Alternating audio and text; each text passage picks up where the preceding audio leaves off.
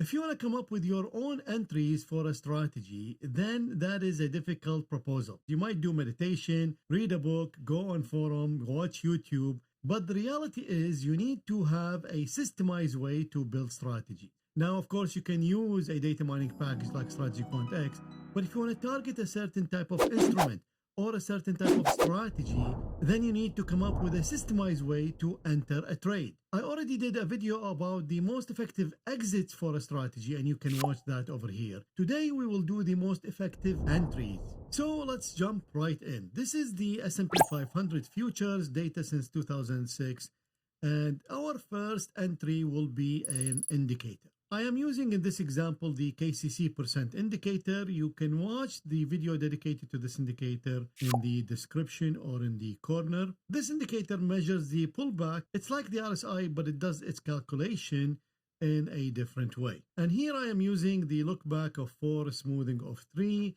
And if we are below 25, we will buy it. In order to test the different types of entries, we need to fix the exit type. So of course, we have many exit types. In this case, I'm using the bars since entry, and the number here, I'm using 7 bars. So if we are in a trade, it doesn't matter if we are up, if we are down, there's no stop loss, no profit target. We will exit after 7 bars. And let's look at our performance. So this is how it looks like. And to compare, we will look always at the total trades. So 234 trades and 63% win rate, we're making $340. And this is another type of entry as an indicator if the average of 60 bars greater than the average of 120 bars.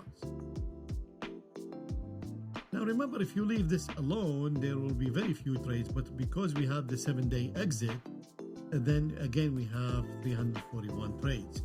So on average, we're making 265 with 65% win rate. Of course, I cannot do all type of indicators here because you can imagine you can at least have 100 indicators, and each indicator has different varieties. So the varieties here, you can write a book about entries. Second type of entry is the price indicator intersection. Here we will use our price, either the close or the average close or the open, the high, the low, any part of our current price.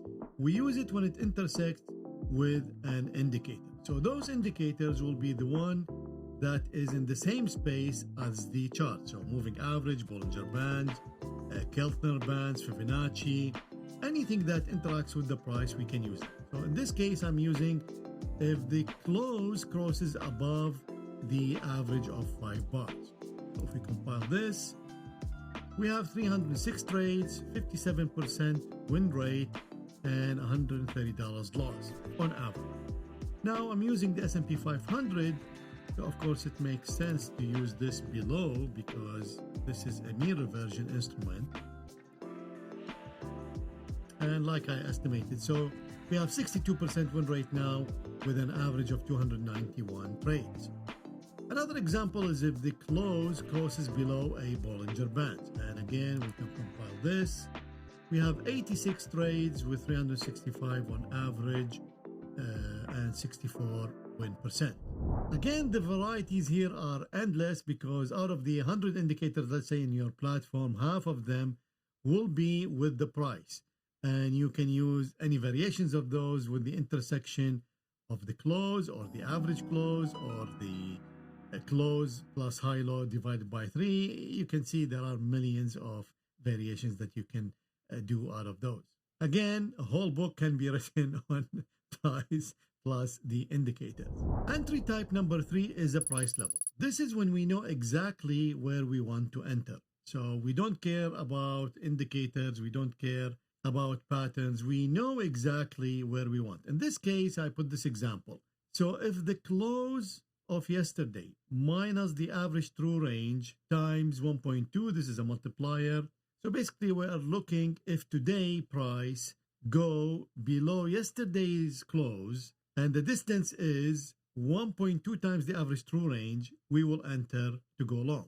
And if we compile this, so we have 268 trades using this methodology, 60% win rate on average, making $142 per trade.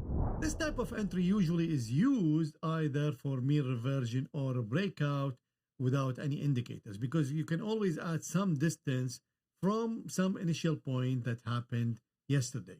This initial point could be a moving average, could be Bollinger Bands, could be close, but usually an initial starting point, and then you add some distance up or down to either go long or go short. Entry number 4 is a pattern. So in this case, I have this pattern. I am counting if the close lower than the previous close, and then within 5 bars, if I have 3 or more, then I will enter the trade. So basically, I'm looking for a pullback, but I am giving some leeway for this pullback. So I'm not looking for exactly 3 bars in a row down. Of course, you can do that. That's also a pattern. But I am looking for a leeway, which is in 5 bars. If I have 3 of them are pulling down, then I will enter that trade. And if we compile this, we see that this happens actually a lot on the S&P, and that's why it's a mean reversion instrument. Look at this, 326 times this pattern happens, and $355 on average. The second example is I am looking for an engulfing bar. So basically, if today is closed lower than the open, that means we have a down day, and it's also an engulfing bar, then we will enter a trade. And this engulfing bar happened 176 times. The win percent is 60%, and the average trade is 485. This like worth a lot. So you can see here, this is the pattern. So it's engulfing because the high is higher than the previous high, low previous than the previous low, and it's a down day. Same thing here. This is an engulfing bar, so we enter next bar. This is an engulfing bar, we enter next bar. And this is an engulfing bar, we enter next bar, and so on and so forth. But it's very interesting to see that a simple pattern generates this type of profit. Entry number 5 is a trend following entry. We can use many indicators to achieve trend following. We can actually use Keltner channels. We can use, in this case, the linear regression. We can use the highest high, and so on and so forth. So linear regression, if it's moving up, then we enter a trade.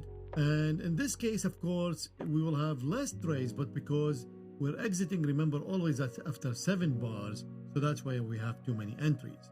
And even then, the profit, the win percent is 61, but of course the average trade is too low. Entry type number 6 is the opposite of trend following, which is mean reversion. Of course, you can achieve mean reversion in literally hundreds of ways. Here I have the close lower than the close of 3 bars ago. We compile this. Now this is on the ES. We know it's going to work. 364 trades, 60% win rate, 382. And of course, we can use the RSI. If we compile this, it's $287 on average, 61 trades and 285 trades. So you can see that the close lower than the previous close is much better than the indicator that's measuring that. So again, you can achieve the mean reversion many ways. Entry type number 7 is a momentum. Again, with momentum, there are millions ways to achieve this, and here I have 2 examples. So the first one, if the close higher than the previous close. In this case, I put 10 bars. So if the close is higher than 10 bars ago, then we will enter a trade. Remember, we're always exiting after 7 bars. So we have 371 trades, $217 on average. And if we try this indicator, again, I'm looking for momentum up. So if the momentum of 50 higher than the momentum of 100, again, we can do that. That's 177 trades, $200 on average. And of course, you can use the momentum itself. So we can do momentum higher than the momentum of previous bar. And again, it's 62% win rate, $367, 422 trades. Now, each instrument has a different seasonal pattern. Some have really prominent seasonal pattern and some just nothing happening. I did a video about the copper, and you can watch that here, where I use this pattern to build a strategy, really profitable strategy. So we can use any patterns that exist. So this, you cannot force it. The pattern either exists or it doesn't. So in this case, I'm using, if the day of the week is Friday, that means if today is Friday, I will buy Monday. This is the S&P 500. So this pattern For example, if it works here only. It might work on other instruments. We don't know. We have to test. But in any case, so this is using a daily pattern, which is Monday is up. So let's test. So we have 836 Mondays in this period that I'm testing, and 53% win rate, $85 on average. Now, this is not a good pattern. This is only testing because I don't want to change the instrument. Because remember, this is holding overnight. So most likely all this $85 coming from holding overnight. The most effective entry type is layering. So just like in the exits where we layer some exits together, we can layer entries, and this is very effective. And some types of entries, they work really well when they are layered. For example, if you layer the price level with an indicator, those work really well because now the indicator is telling you that it's a good time to enter. You're also entering at a price level that's favorable to you. So now I layered an indicator with a price level. In this case, we will buy next bar if the price is 1.2 times the average true range below the close, but only when the RSI 2 is below 25. So we're layering an indicator with a price level. And let's compile this. So 209 trades, 65% profitable, and $362 on average. So you can easily see how it is simple to systemize your workflow of building strategies. You have methods for entries, method for exits, and I will do another video on filters, and then you have the full recipe for any strategy you want. To learn more, watch this video, and I will see you there.